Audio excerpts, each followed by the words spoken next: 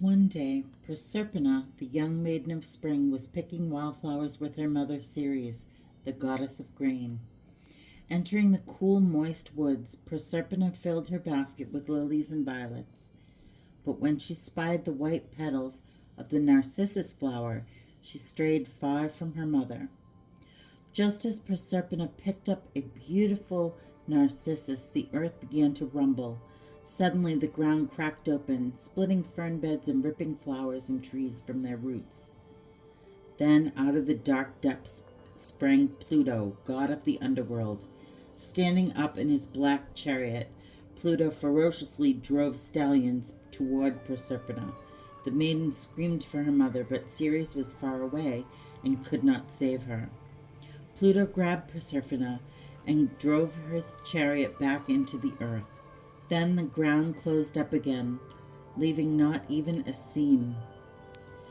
When the mountains echoed with Perserpina's screams, her mother rushed into the woods, but it was too late. Her daughter had disappeared. Beside herself with grief, Ceres began searching for her kidnapped daughter in every land. For 9 days the goddess did not rest, but carried 2 torches through the cold nights searching for Perserpina. On the 10th day, Hecate, goddess of the dark of the moon, came to Ceres, holding up a lantern. The shrouded goddess said, "I also heard your daughter's screams, but I didn't see her. Let us fly to Helios, the sun god, and ask him what happened." Ceres and Hecate flew to Helios, the sun god, and weeping, Ceres asked Helios if he'd seen her daughter while he was shining down upon the woods. "I pity you, Ceres," said Helios, "for I know what it is to lose a child, but I know the truth. Pluto wanted Perserpina for his wife, so he asked his brother Jupiter to give him permission to kidnap her. Jupiter gave his consent, and now your daughter reigns over the land of the dead with Pluto." Ceres screamed enraged and thrust her fists toward the Mount Olympus, cursing Jupiter for aiding in the kidnapping of his own daughter. Then she returned to Earth, disguised as an old woman, and began wandering from town to town. One day she rested by a well. Ceres watched 4 princesses gathering water. Remembering her own daughter, she began to weep. "Where are you from, old woman?" one princess asked. "I was kidnapped by pirates and I escaped," said Ceres. "Now I know not where I am." Feeling pity for her, the princesses brought Ceres home to their palace.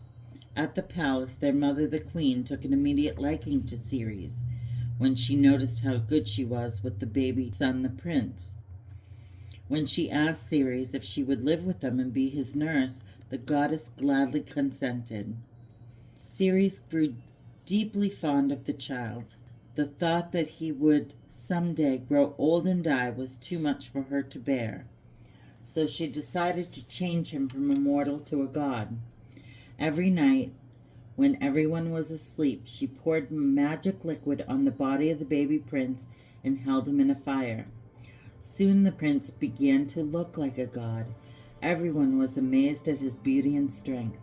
The queen, disturbed by the changes in her child, hid in the nursery and watched Ceres and the boy. When she saw Ceres place the child into the fire, she screamed for help. "Stupid woman!" shouted Ceres, snatching the baby from the fire. "I was going to make your son a god. He would have lived forever. Now he'll be a mere mortal and die like the rest of you." The king and queen then realized that the boy's nurse was Ceres, the powerful goddess of grain, and they were terrified. "I will only forgive you," said Ceres, "if you build a great temple in my honor. Then I will teach your people the secret rites to help the corn grow." At dawn, the king ordered the great temple to be built for the goddess. But after the temple was completed, Ceres did not reveal the secret rites. Instead, she sat by herself all day, grieving for her kidnapped daughter. She was in such deep mourning that everything on earth stopped growing. It was a terrible year. There was no food, and animals began to starve. Jupiter grew worried. If Ceres caused the people on earth to die, there would be no more gifts and offerings for him. Finally, he sent the gods from Mount Olympus to speak with her. The gods came to Ceres and offered her gifts and pleaded with her to make her earth fertile again. "I never will," she said, "not unless my daughter is returned safely to me." Jupiter had no choice but to bid his son Mercury, the messenger god, to return Perserpina to her mother.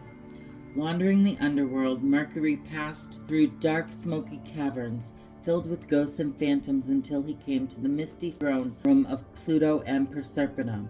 Though the maiden was still frightened, she had grown accustomed to her new home and had almost forgotten her life on Earth. "Your brother Jupiter has ordered you to return Perserpina to her mother," Mercury told Pluto. "Otherwise, Ceres will destroy the Earth." Pluto knew he could not disobey Jupiter, but he didn't want his wife to leave forever. So he said, "She can go, but first we must be alone." When Mercury left, Pluto spoke softly to Perserpina. "If you stay, you'll be queen of the underworld, and the dead will give you great honors." As Perserpina stared into the eyes of the king of the dead, she dimly remembered the joy of her mother's love.